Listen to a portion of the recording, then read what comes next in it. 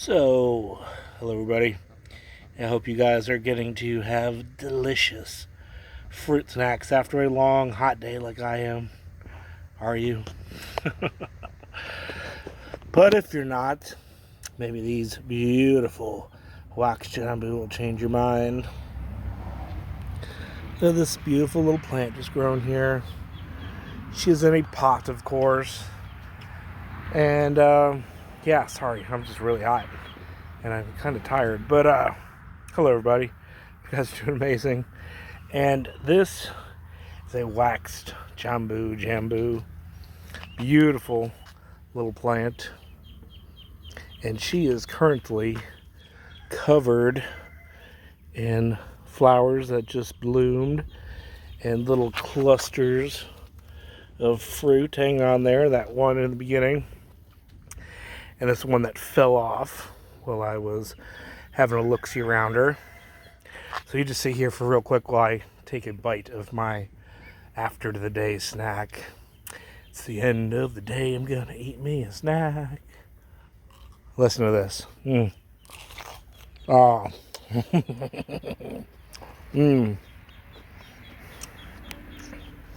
Oh, that's good.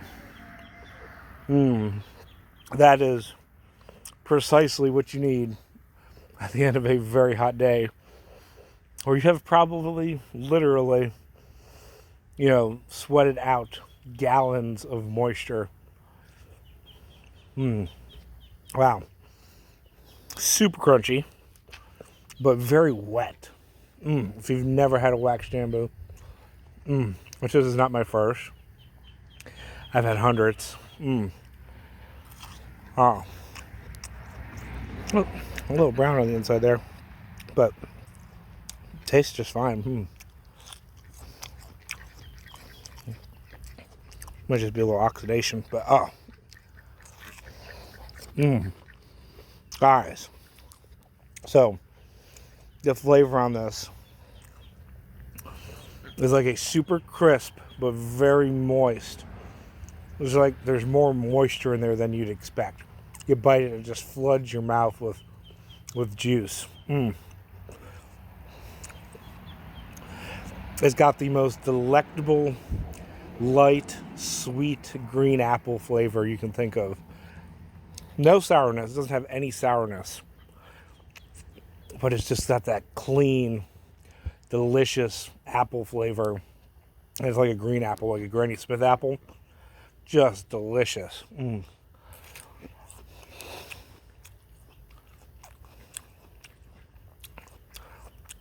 Absolutely delicious, guys. Cannot beat that. Wow, that's good. So, wax jambu. This one's in a pot, you can see. She's actually only in a 5-gallon pot. And the reason I moved her up here is I'm going to put her in a larger pot. This particular plant has literally been in this pot since it was a little twig, rooted twig, like 6 inches. And it's been in here for probably 5-6 years. I should have potted her up into a much larger pot a long time ago. But she does so well in this tiny little pot. And she fruits basically non-stop. I get fruit in the spring. I get fruit in the summer, like right now.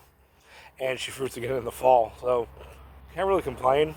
I've gotten a little bit lax without potting her up because of that. But it's time to repot her and get some cuttings off of her and make some more. Because this is a super productive, extremely delicious fruit that obviously does very well in a pot. And even though this is only in a 5-gallon pot, it's about a 4-foot tree here. She's bent over a little bit, and I'm going to straighten her up and take care of her, give her some love. I get 40, 50 fruits off this every fruiting period. In the spring, I get 30, 40, 50 fruits. In the summer and in the fall, she just gets loaded with fruits. Every time she puts on a flush of growth, the flowers and the fruits ripen really quickly. From flower to, good size fruit like that only takes about 3 weeks. They ripen really quickly. I've also got a couple pink varieties and a couple red varieties.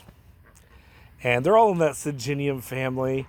Yes, technically there's different species out there, and I'm relatively sure that a few of the ones I have are different species, but I just call them all wax jambu. It's really hard to suss out the different species you may have. There's rose apples, wax apples, water apples, they call them. There's so many different species and different local names for them. But honestly, all the fruits are kind of the same shape. They're like bells, and they're really crispy, really juicy, and they can range from not very flavorful to really fruity tasting from ones that I've had. And all of them are super easy to grow. Look at those. Beautiful. Look at that. Can't beat that. And they all do well in pots. They all grow from cuttings or air layers really easily. What more can you ask for? You can grow these in your house, on your patio, your porch, anywhere, guys. Bring them in when it gets cold. If you live somewhere where it doesn't frost, stick them in the ground. If you live somewhere where you get a few frost, stick them in the ground and give them some love and protection, and they will give you tons of delicious fruit. So that's another one that you can grow in pots. Everybody always asks me, oh, I can't grow that, I can't grow this. What can I grow where I am? How do I have enough calories to feed my family? Guys, get rid of the grass, grow food, grow stuff in pots. There's your answer right there. Literally. Some of the most productive crops can be grown anywhere and in pots. So just use your imagination. There's no rules when it comes to growing food, except you're only not going to get that if you don't do it. And yeah, I think I'm going to go harvest that big one that was down there I started with. I'm going to go enjoy me another late day snack. And love you guys. Grow food and grow wax jambu. Super easy trees, super productive, and super delicious.